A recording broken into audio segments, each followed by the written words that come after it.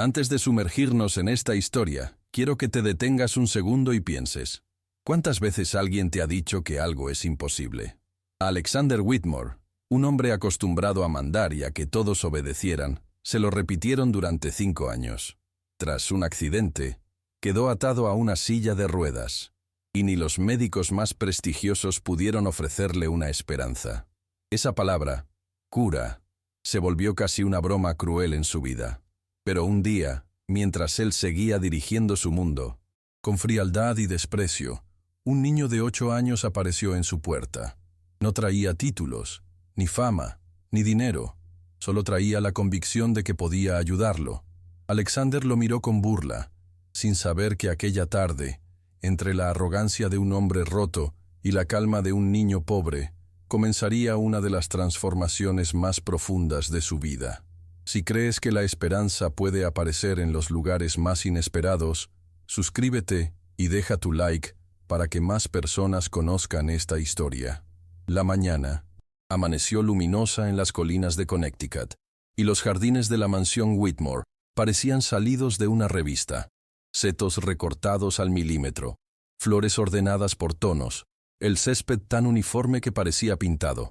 Alexander Whitmore, dueño de todo aquello, observaba el paisaje desde la terraza, mientras un par de empleados trabajaban en silencio.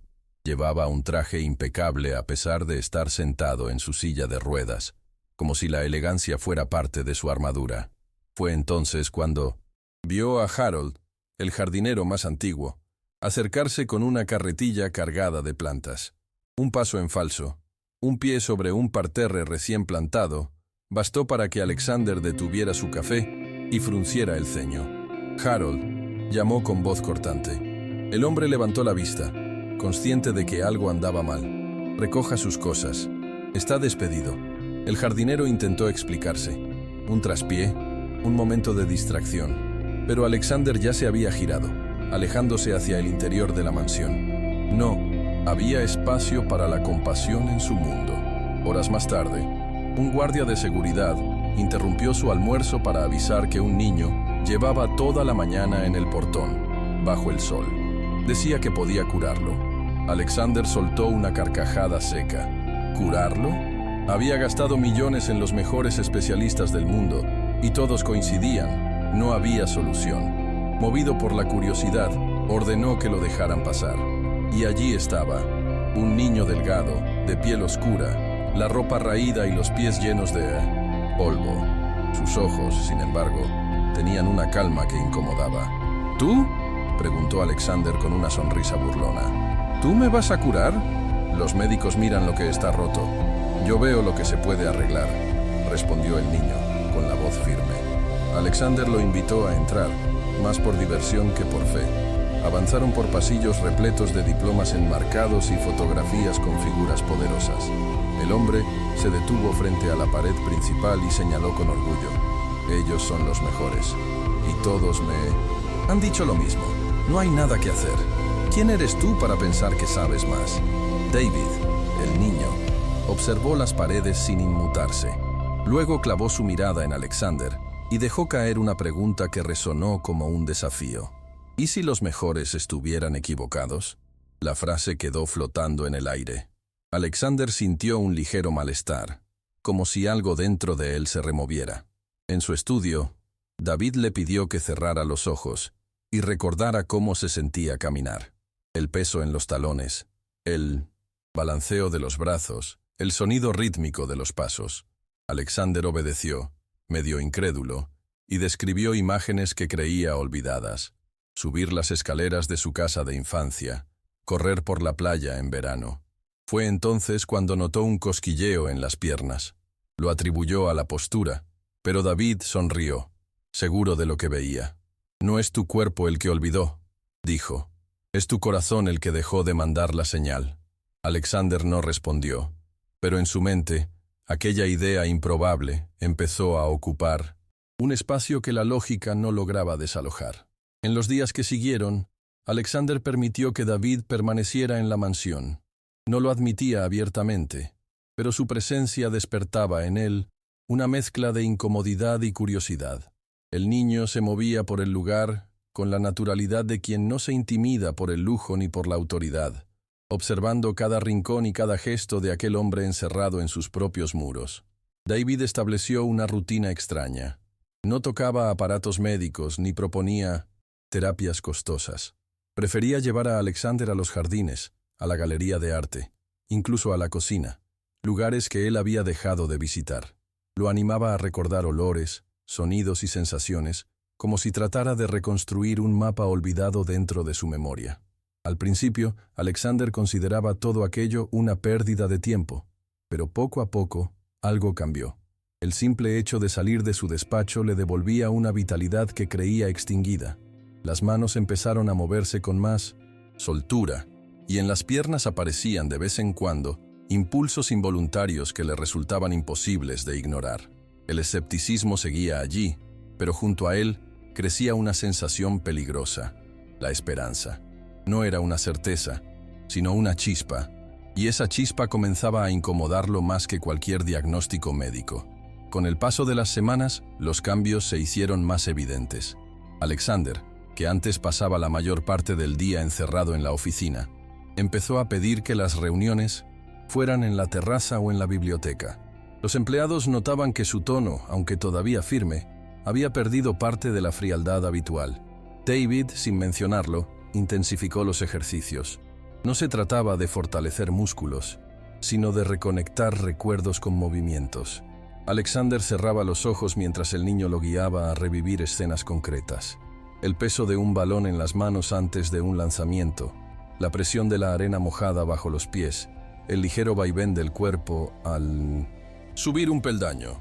Una mañana, mientras describía la sensación de caminar sobre grava, un temblor recorrió sus piernas.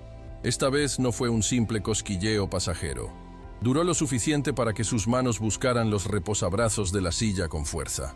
El pulso se aceleró y una oleada de calor le subió por el pecho. Aunque no lo reconociera en voz alta, supo que algo dentro de él se estaba reactivando. Y por primera vez en años, la idea de volver a ponerse de pie dejó de parecerle una fantasía y empezó a convertirse en una meta real. La rutina se volvió más exigente. Cada mañana, David llegaba al estudio antes de que Alexander iniciara su jornada, dispuesto a continuar con los ejercicios de memoria sensorial. No había aparatos sofisticados ni equipos médicos, solo imágenes, sonidos y texturas que el niño traía a la superficie con precisión. El trabajo mental comenzaba a reflejarse en el cuerpo. Los temblores, que antes aparecían de forma aislada, ahora surgían en secuencias más largas, acompañados de un leve control consciente. Alexander notaba que podía mantener las piernas tensas durante unos segundos antes de que se relajaran. Era un avance pequeño, pero suficiente para que su mente se aferrara a él como a un salvavidas. Los días, antes monótonos, se llenaron de pequeñas metas. Sostenerse derecho en la silla sin apoyos, levantar el pie unos centímetros del suelo, mover las rodillas de forma alternada. La persistencia de David era implacable. No aceptaba retrocesos como excusa ni progresos, como motivo para conformarse. La mirada de Alexander, que durante años había estado fija en los negocios y el control absoluto de su entorno, empezó a dirigirse hacia sí mismo. Se sorprendía observando sus propias manos, sus piernas, como si buscara pruebas de que realmente le pertenecían. La mansión, con toda su opulencia, ya no parecía un refugio de poder, sino un espacio de entrenamiento silencioso. La mañana que todo cambió, comenzó sin señales de que algo extraordinario fuera a suceder. El cielo estaba cubierto y el aire olía a tierra húmeda por la llovizna nocturna.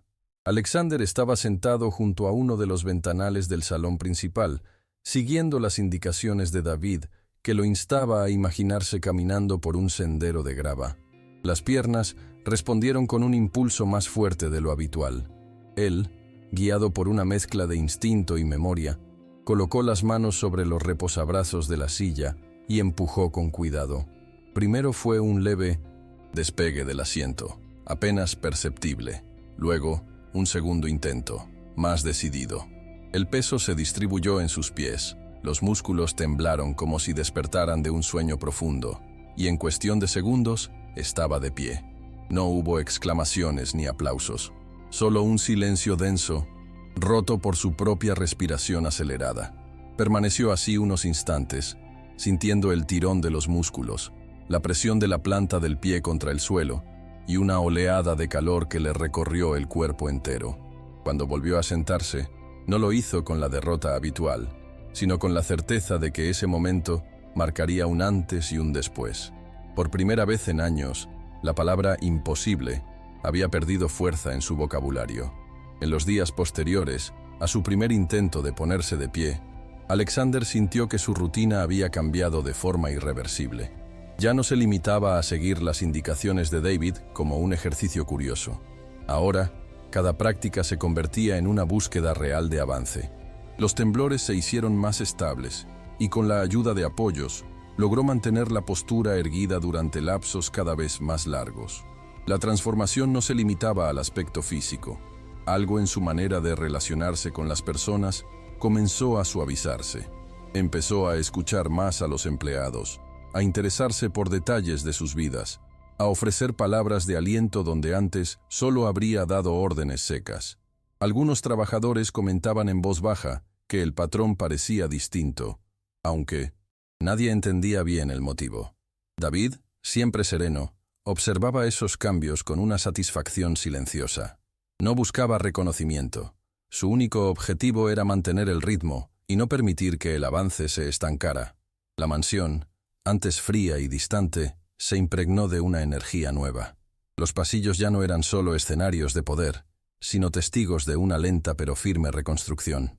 La prueba definitiva llegó una tarde gris, cuando David propuso un recorrido breve por el jardín sin la silla. Alexander dudó, pero aceptó. Se apoyó en un bastón y dio un paso inseguro sobre el sendero de piedra. El contacto del suelo bajo sus pies, la tensión en los músculos y el equilibrio precario le recordaron que cada movimiento era una conquista. El trayecto fue corto, apenas unos metros, pero suficiente para que comprendiera que su cuerpo respondía de una manera que meses atrás habría parecido impensable. Al llegar a un banco de hierro forjado, se sentó con el corazón latiendo a toda velocidad y una sensación de triunfo que no necesitaba aplausos. Esa tarde, mientras observaba la extensión verde de sus jardines, entendió que el verdadero cambio no residía en caminar unos pasos, sino en haber recuperado la voluntad de intentarlo. El miedo a fracasar, que lo había acompañado desde el accidente, comenzaba a ceder ante una fuerza más grande, la confianza en que todavía quedaban capítulos importantes por vivir. Con el tiempo, Alexander alcanzó una estabilidad que le permitió moverse con bastón por gran parte de la mansión. Los médicos, incrédulos, buscaban explicaciones técnicas que él ya no sentía necesidad de encontrar. Sabía que la recuperación física era solo una parte de algo mucho más profundo. La liberación de una rigidez emocional que lo había mantenido paralizado mucho antes del accidente. El cambio en su trato hacia los demás se volvió evidente. Comenzó por recontratar a Harold, el jardinero al que había despedido sin contemplaciones. Le ofreció no solo su puesto, sino un salario más alto y mejores condiciones.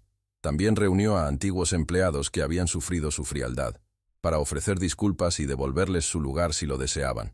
Su fortuna, que antes servía para reforzar su aislamiento, empezó a financiar proyectos sociales en barrios pobres. Escuelas, clínicas comunitarias y programas de formación aparecieron bajo su nombre, pero esta vez no como símbolos de poder, sino como puentes reales hacia personas que antes ignoraba. David seguía visitándolo, aunque cada vez menos. El niño entendía que su tarea estaba cumplida. La relación entre ambos se había transformado en una amistad silenciosa, sostenida más por los gestos que por las palabras. Meses después, Alexander se encontró frente a una situación que lo llevó de nuevo al punto de partida, pero desde otro lugar. Una familia desesperada acudió a él con un niño que había perdido el habla tras un trauma. No había diagnósticos claros ni tratamientos efectivos. Recordó entonces los días con David, las sesiones en las que el cuerpo y la mente se reencontraban a través de recuerdos y sensaciones. Sin pretender reemplazar a los médicos, decidió aplicar el mismo enfoque, devolver al niño fragmentos de su vida antes del silencio, rodearlo de sonidos familiares, reconstruir su confianza paso a paso. El proceso fue lento, pero un día, En medio de una tarde tranquila, el niño pronunció su primera palabra en años. Alexander no buscó cámaras ni titulares. Simplemente se permitió sentir la magnitud de aquel momento. En su oficina, la silla de ruedas permanecía en un rincón, intacta, no como un trofeo de victoria, sino como un recordatorio permanente de que el verdadero poder no está en lo que uno posee, sino en la capacidad de cambiar y de ayudar a otros a cambiar. Al caminar por los jardines al amanecer, Alexander solía pensar en David y en la lección que aquel niño le había dejado. Las limitaciones más duras no se rompen con fuerza, sino con la convicción de que siempre hay un paso más por dar.